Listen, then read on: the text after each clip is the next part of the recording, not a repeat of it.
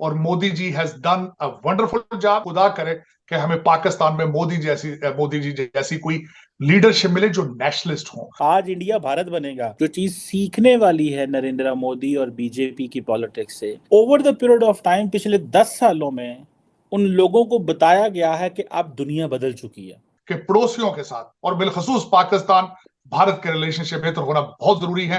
पाकिस्तान के लिए सब मैटर ऑफ सर्वाइवल। नमस्कार दोस्तों, हमारी चैनल में आपका स्वागत है। आज के इस वीडियो में पाकिस्तान मीडिया में बात हो रही है भारत के पीएम नरेंद्र मोदी जी की काबिलियत के बारे में। दोस्तों, जैसा कि आप सब जानते हैं कि हमारा पड़ोसी देश पाकिस्तान बर्बादी की तरफ चल के नहीं बल्कि दौड़ के जा रहा है।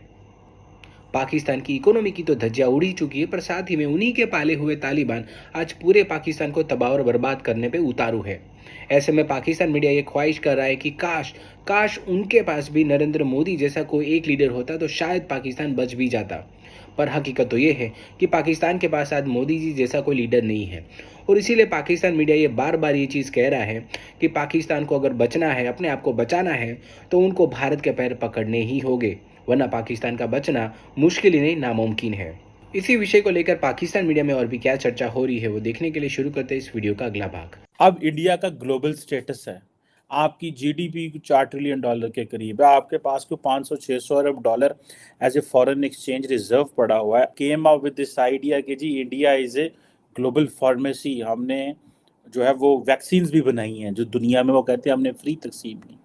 सो पहले लोगों को डिलीवर करें, उनको जीतें, एंड देन फिर तब्दीली लेके आए तो लोग कहेंगे हाँ जी भाई तुम जो तब्दीली लेके आओगे क्योंकि तुम्हारे पास ये कैपेबिलिटी एंड कैपेसिटी है कि तुम ये कर सकते हो, सो लिहाजा तुम्हें ये करना चाहिए।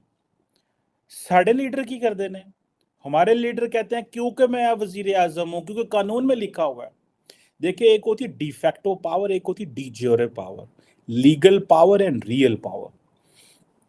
पार्लियामेंट के पास डी ज्योरे पावर है, लीगल पावर है। पॉलिटिशियन जब पावर में आते हैं उनके पास लीगल पावर होती है, लेकिन रियल पावर जो है वो फौज के पास है। रियल पावर सियासतदानों के पास नहीं है। सो ये बेसिकली पाकिस्तान के अंदर ये पिछले 75 साल से ये चीज हम इसी को देख रहे हैं, इसी को कर रहे हैं और इसी के ऊपर जो है वो लड़ रहे हैं। सो इंडिया में क्या है कि इंडिया में रियल पावर भी पार्लियामेंट के पास है और डिफैक्टो पावर भी पार्लियामेंट के पास है और डी ज्योरे पावर भी जो है वो उनके पास है। सो वहां पे वो बैलेंस ऑफ पावर मेंटेन नहीं करना पड़ता, वो ऑल पावरफुल है। आज इंडिया का वजीर आजम ये कह रहा है कि मैं मुल्क का कॉन्स्टिट्यूशन बदलूंगा। मैं इंडिया नाम को अगर लेट से चेंज करने जा रहा हूँ, मैं इंडिया की तारीख बदलने जा रहा हूँ, मैं कॉन्स्टिट्यूशनल तब्दीलियां करने जा रहा हूँ, तो लोग कहते हैं हाँ जी कर लो मोदी साहब, बिकॉज आपने तो डिलीवर किया हुआ है। आप जो सोचते हैं आप अच्छा सोचते हैं, आप जब लीड करेंगे तो अच्छा लीड करेंगे। आपने क्योंकि 10 सालों में इंडिया को वो पहचान दी है, इंडिया को वो मुकाम दिया है, इंडिया को ग्लोबली रिकग्नाइज किया है। अमेरिकी मीडिया इंडिया की बात मानता है, बिकॉज मोदी इंडियन मीडिया के सामने नहीं आना चाहता। तो बाइडेन कहता है ठीक है यार, मोदी नहीं आना चाहता तो मैं भी नहीं आना चाहता, मेरा यार है वो मोदी। सो इस हद तक इंडिया रेलिवेंट हो गया कि बाइडेन को एक स्टेप पीछे हटके मोदी की बात माननी पड़ी कि भाई मैं मीडिया को अंदर नहीं लेके आऊंगा, मीडिया से हम बात नहीं करेंगे। यूरोपियन यूनियन को एक स्टेप पीछे हटना पड़ा जब इंडिया ने कहा हम रूस का नाम नहीं लेंगे ज्वाइंट कम्युनिके में, रूस हमारा यार है। इसका मतलब यह है कि ये इंडिया की रेलेवेंस है। ये चीजें इंडियन अवाम को बताई गई हैं कि इंडिया इतना ताकतवर है। वो अगर नई पार्लियामेंट उन्होंने बनाई, उन्होंने कहा जी ये नया इंडिया है, अब इंडिया जो है वो भारत होगा, ये नया भारत है। सो इंडिया के अंदर इंडिया को जो एडवांटेज है, अब इंडिया को क्या एडवांटेज होता है कि मोदी साहब अगर अमेरिका में है, फ्रांस में है, इंडोनेशिया गया हुआ है, तो उसका पीछे से जो ताकतवर लोग हैं इंडिया के अंदर, वो उसके खिलाफ साजिशें नहीं करेंगे कि इसको गिराओ। वो खुद ही जो करेगा करेगा। हमारे मुल्क में तो ऐसे होता है कि वजीर आजम अमरीका अंदर पीछू डालो ना, किधर मेरी हुकूमत नहीं डर चली पीछो, मेरे पीछे से क्या करने वाले हैं। सो हम ये जो सियासतदान है, हमारे सियासतदान इनको देखें कि अगर आप कोई भी कानून में तब्दीली नहीं लेके आ सकते, बिकॉज पार्लियामेंट, अब आपके पास कंट्रोल नहीं है पार्लियामेंट का। पार्लियामेंट के पास का जो कंट्रोल है वो भी मिलिट्री एस्टैब्लिशमेंट के पास है। वो उन्होंने पॉलिटिशियंस की पावर्स इतनी छोटी छोटी कर दी हैं, इतना उनको डिसक्रेडिट कर दिया हुआ है कि कोई भी 2/3 मेजोरिटी नहीं ले पाता, सिंपल मेजोरिटी लेते हैं, ताकि वो जो छोटी जमातें हैं वो उनके कंट्रोल में होती हैं एस्टैब्लिशमेंट के, और वो उनको कहते हैं इधर चले जाओ, इधर चले जाओ, जहां से इशारा आएगा वो उस तरफ ज्वाइन कर लेते हैं। सो क्रूशियल लेजिस्लेशन नहीं कर पाते। सो हमारी जो पार्लियामेंट है उनको पहले डिलीवर करना है। उनको आते फौज से लड़ाई नहीं करनी, उनको फौज से इंगेज नहीं करना। मोदी ने पहले आके किसी से लड़ाई नहीं की, उसने कहा मैं काम करूंगा। देखिए उनका जो पहला टेन्योर था मोदी साहब का, उसमें उन्होंने क्या किया, उन्होंने एंटी पाकिस्तान एक रेटरिक थी। क्यों? बिकॉज उस वक्त नरेंद्र मोदी इतना ताकतवर नहीं था। आज पाकिस्तान का जिक्र नहीं है। क्यों? बिकॉज आज Narendra Modi is powerful for so many other reasons. Narendra Modi is powerful because of so many other reasons की वजह से वो पावरफुल है। तो उनको वो पाकिस्तान की जरूरत ही नहीं पड़ी।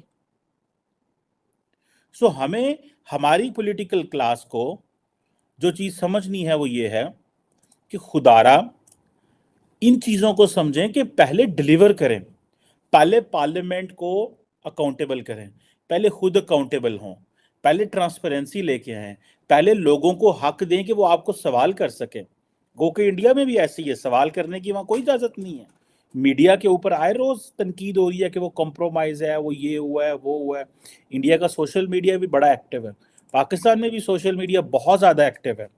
सुबह दोपहर शाम हर जगह जो है वो हमारा मीडिया पहुंचा होता है।